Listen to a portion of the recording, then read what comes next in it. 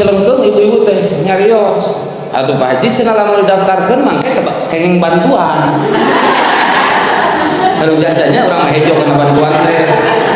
Kan we sami gitu.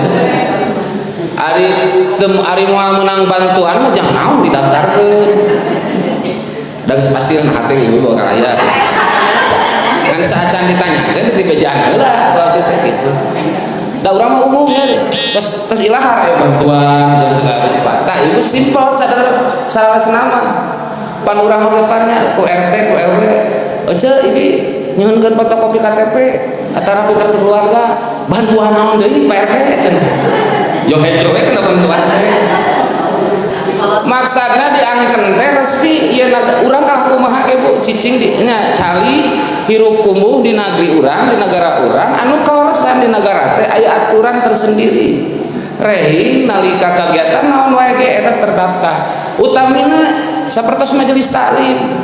Engke teh dilebetna teh naon ieu masjid mah teh majelis taklim Darul Quran teh kagiatanna naon wae sapertos contoh panginten tiap hari Sabtu enjing naon wae nu diajarkeunana ngaos Quran teras naon deui engke bakal meunang bantuan wallahu alam aya tos terdaftar mah aya tos terdaftar mah da urang teh tos terdaftar mah kalah kumaha ge cekolot moal neangan juri nu teu kadeuleu enggak seh